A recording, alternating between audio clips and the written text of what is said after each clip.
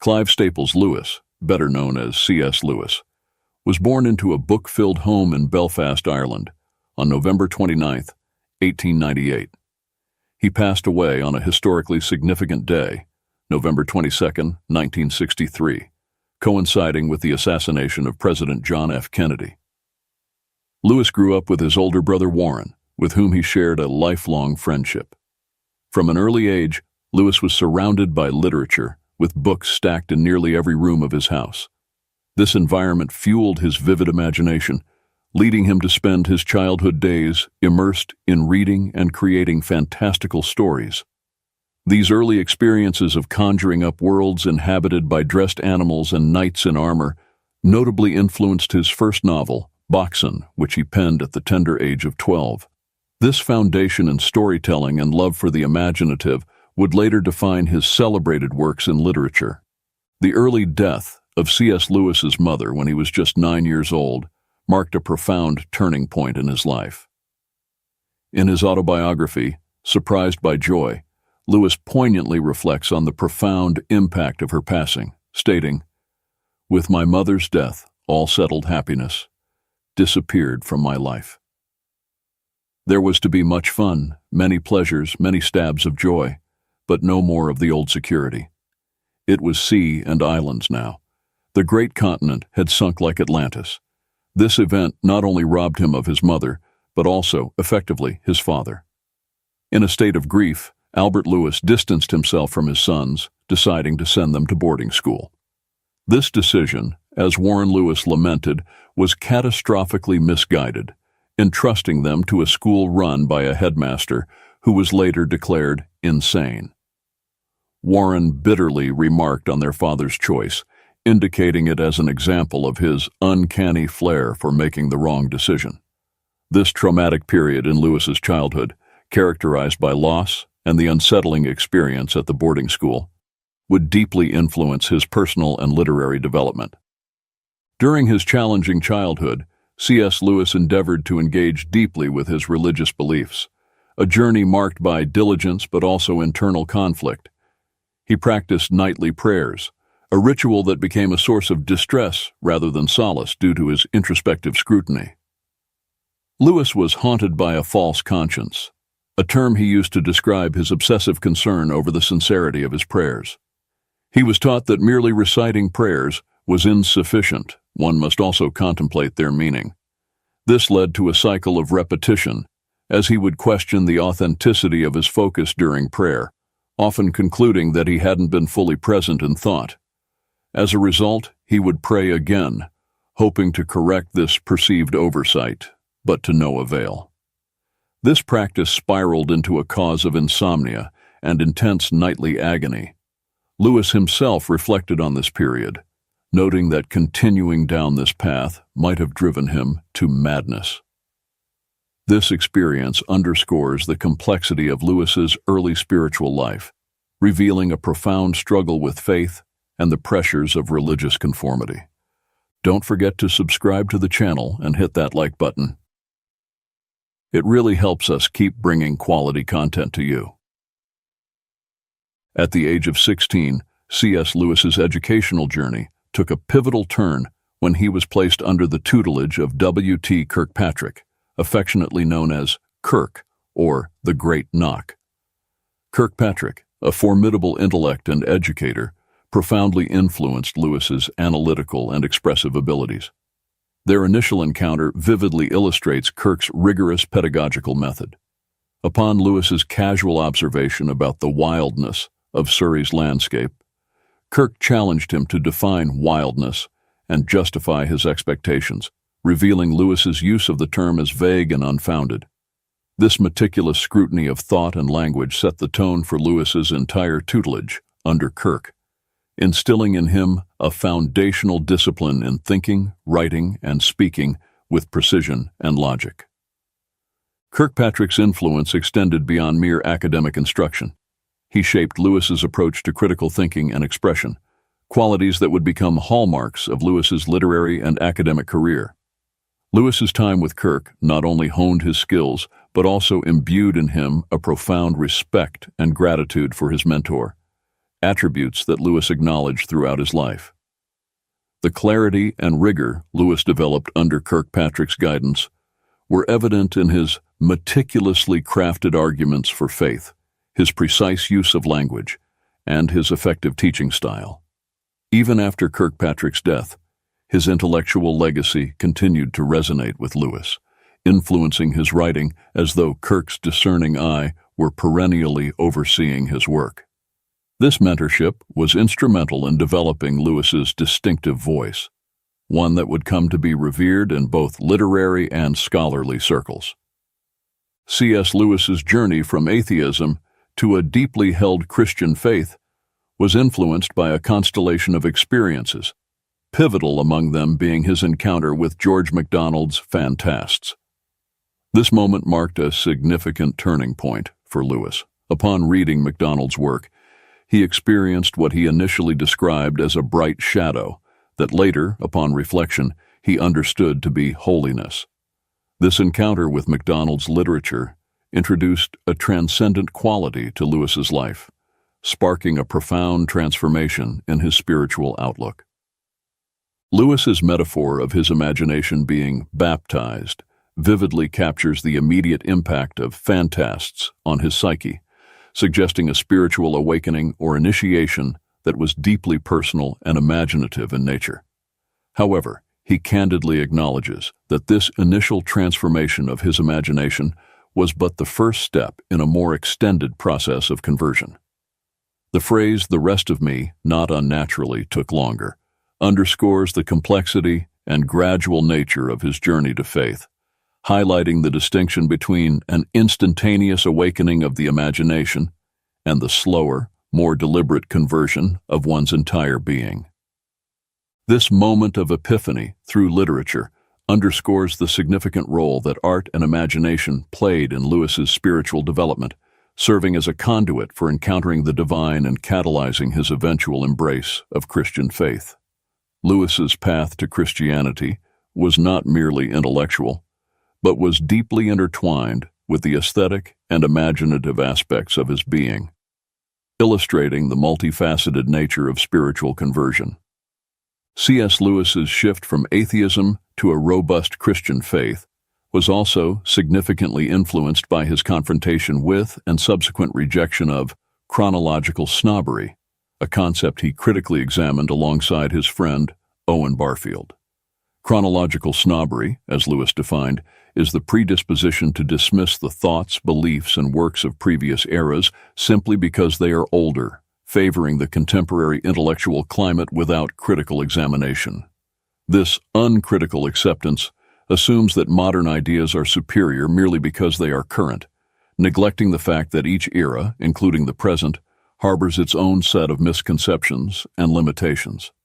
Barfield challenged Lewis to scrutinize the reasons behind the obsolescence of certain ideas, questioning whether they were genuinely refuted, and if so, how and by whom. This line of questioning opened Lewis to the realization that every age has its characteristic illusions, which can be corrected only by engaging with the wisdom of the past. Lewis advocated for a balanced reading diet, suggesting that for every new book read, one should read an old one, to mitigate the risk of being trapped within the intellectual confines of the current age. Lewis posited that immersing oneself in the literature of past centuries serves as a remedy to chronological snobbery, likening it to allowing the clean sea breeze of the centuries to refresh our minds. This approach ensures a broader perspective, safeguarding against the myopia of contemporary biases and fostering a more nuanced understanding of truth.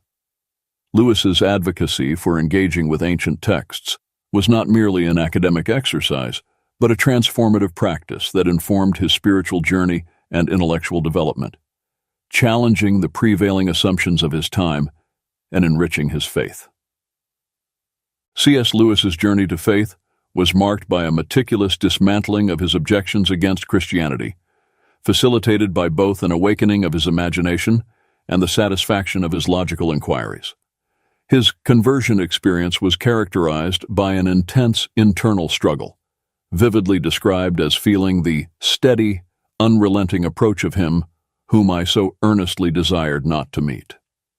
This metaphor captures the profound sense of inevitability Lewis felt as he drew closer to acknowledging the divine presence he had long resisted. His eventual submission to faith, described as the prayer of the most dejected and reluctant convert in all England, highlights the depth of his initial reluctance to embrace Christianity. Initially, Lewis's conversion led him to theism, the belief in the existence of a god or gods, specifically a creator who does not intervene in the universe. This was a significant, albeit intermediate, step in his spiritual journey, marking the beginning of his exploration into the nature of Christ and other religious philosophies. His progression from theism to Christianity was not accompanied by dramatic events or sudden revelations, but was instead a gradual realignment of belief. Lewis's final shift to Christianity occurred under remarkably ordinary circumstances, during a ride in the sidecar of a motorcycle on his way to the Whipsnade Zoo. He left his house not believing in Christ as the Son of God and arrived at his destination with that belief firmly in place. Lewis emphasizes the lack of external drama in this transformation, suggesting that profound spiritual change does not always stem from dramatic events, but can occur through quiet, internal shifts in understanding. This narrative underscores the personal and introspective nature of faith, a journey that, for Lewis, was as much about intellectual and imaginative engagement as it was about the soul's gradual surrender to the divine. C.S. Lewis's conversion to Christianity in 1931 significantly influenced his prolific writing career, already underway during his tenure at Magdalen College, Oxford. Within 2 years of his conversion, he published Pilgrim's Regress, 1933, his first apologetic work, marking the beginning of an extensive and diverse literary output that spanned over 3 decades. Lewis demonstrated remarkable versatility as an author, contributing to multiple genres with both depth and accessibility. His apologetic and philosophical writings, including Miracles, The Problem of Pain, The Abolition of Man, and Mere Christianity, offer rigorous, logical defenses of the Christian faith, blending intellectual rigor with profound spiritual insight. These works are characterized by Lewis's ability to distill complex theological concepts into clear, compelling arguments, making them accessible to a broad audience.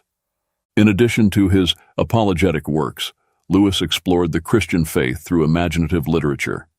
The Screwtape Letters and The Great Divorce use fictional narratives to delve into themes of temptation, virtue, and the afterlife, showcasing Lewis's talent for embedding theological reflections within engaging stories. Lewis's contribution to children's literature is perhaps most famously embodied in The Chronicles of Narnia, a series that has captured the imaginations of readers of all ages with its rich allegorical significance and captivating narratives. His space trilogy similarly combines science fiction with theological inquiry, exploring human nature, morality, and the cosmic struggle between good and evil. Beyond his writings on faith and fiction, Lewis also made significant contributions to the study of English literature. Works such as The Allegory of Love and English Literature in the 16th Century, excluding drama, reflect his scholarly rigor and are still esteemed for their insights into literary history and criticism. Lewis's poetry, though less well known than his other works, further demonstrates his versatility and depth as a writer, exploring themes of nature, love, and spirituality with lyrical precision. Throughout his career, Lewis's writings were unified by a commitment to exploring and articulating the truths of the Christian faith, whether through direct apologetic argument, allegorical storytelling, or scholarly analysis. His legacy endures not only in the breadth of his literary contributions, but in his ability to engage readers in a profound dialogue about faith, morality, and the human condition. C.S. Lewis's life was enriched by his engagement with a close-knit community of friends and intellectuals, most famously through his participation in the Inklings, a group of writers, scholars, and thinkers who shared a common interest in literature, faith, and the imaginative. The Inklings convened regularly from 1933 to 1963, initially gathering in Lewis's rooms at Oxford, and later at the Eagle and the Child pub, affectionately known as the Bird and Baby. This assembly included notable figures such as Lewis's brother Warren, J.R.R. Tolkien, Dr. R.E. Havard, and Charles Williams, among others like Neville Coghill, Hugo Dyson, Owen Barfield, and Adam Fox. The essence of these meetings lay in the sharing and critique of works in progress, fostering an environment of creative feedback that was both rigorous and supportive. Members of the group would present drafts of their ongoing projects, which ranged from Tolkien's early renditions of The Lord of the Rings to Lewis's drafts of The Great Divorce and Warren Lewis's historical works. This practice of reading and critique was central to the group's purpose, offering a space where ideas could be challenged and refined in a spirit of camaraderie. The Inklings' gatherings were characterized by their intellectual rigor, spirited debate, and mutual respect, all infused with a sense of humor and laughter. The feedback and discussions were straightforward and uninhibited, reflecting the group's commitment to honesty and improvement in their creative endeavors. This unique blend of critique and camaraderie contributed significantly to the development of some of the 20th century's most influential literary works. Beyond the literary contributions, the Inklings also represented a profound source of personal support for its members, including Lewis, offering a space where faith, philosophy, and life's challenges could be openly discussed. The group's impact extended beyond their immediate literary output, influencing broader discussions on Christianity, mythology, and the role of storytelling in human culture. The legacy of the Inklings, thus, lies not only in the remarkable works produced by its members, but also in the model of intellectual fellowship and creative collaboration they embodied. C.S. Lewis's marriage to Joy Davidman is a profoundly moving chapter in his life, one that has captured the imagination and hearts of many through its depiction in film adaptations like the BBC's and Hollywood's Shadowlands. Although the Hollywood version, featuring Anthony Hopkins as Lewis and Deborah Winger as Joy, takes creative liberties that introduce inaccuracies, Douglas Gresham, Joy's son and Lewis's stepson, has acknowledged the film's emotional truth, suggesting it captures the essence of Lewis and Joy's relationship. Joy Davidman, a writer in her own right, brought a profound change to Lewis's life. Their marriage began under the shadow of her battle with cancer, with little hope for a long future together. This context imbued their relationship with a poignant sense of urgency and depth. Remarkably, shortly after their marriage, Joy experienced a temporary remission of her cancer, granting them a brief but intense period of happiness and mutual fulfillment. For 2 years, they enjoyed a life enriched by love, intellectual companionship, and shared creativity, making the most of their unexpected time together. This interlude of joy was, however, short-lived. Joy's cancer eventually returned, leading to her death in 1960. The story of Lewis and Joy's marriage, particularly the way they faced her illness and cherished their time together, speaks volumes about Lewis's capacity for love, his deep emotional resilience, and the ways in which this profound personal experience influenced his subsequent writings and reflections on love, loss, and faith. Their relationship, with its deep emotional and spiritual connection, not only provided Lewis with personal happiness, but also enriched his understanding of suffering, love, and the human condition. This understanding would permeate his later works, offering his readers a deeper insight into the complexities of faith and the power of love to transform lives even in the face of death. C.S. Lewis's appearance on the front cover of Time magazine on September 8, 1947, marked a significant moment in his public recognition, particularly in the United States. The cover, with the heading, Oxford's C.S. Lewis. His heresy, Christianity, highlighted the seemingly paradoxical nature of Lewis's prominence. An Oxford academic who was also a fervent defender of Christianity, in a time when such a stance was considered countercultural or even heretical by some in the secular intellectual community. This public acknowledgement was a testament to Lewis's growing influence as a Christian apologist and thinker. Lewis's foray into the realm of apologetics, particularly his philosophical defense of miracles, presented a stark contrast to the prevailing intellectual trends of his time, which often leaned toward skepticism regarding religious claims. His ability to articulate a robust defense of Christian doctrine and miracles in a logical and accessible manner contributed significantly to his rising stature as a leading voice in Christian thought. His impact was further amplified during World War II through his series of radio broadcasts on the BBC, which were later compiled into the book Mere Christianity. These broadcasts offered a systematic explanation of and argument for the Christian faith, reaching a vast audience during a period of global crisis and uncertainty. Lewis's clear, compelling manner of speaking and writing, combined with his intellectual credentials, made his presentations on Christianity persuasive to many listeners, earning him a place as one of the most recognizable and respected voices in Britain, second only to Winston Churchill during the war years. The juxtaposition of Lewis's academic position at Oxford with his public defense of Christianity underscores the unique and influential role he played in mid-20th century religious and intellectual discourse. His work not only bridged the gap between scholarly and popular audiences, but also provided a sophisticated yet understandable argument for faith in an increasingly skeptical world. The enduring appeal of C.S. Lewis's writings lies in his masterful synthesis of reason and imagination, a blend that invites readers to explore the depths of Christian faith with both the mind and the heart.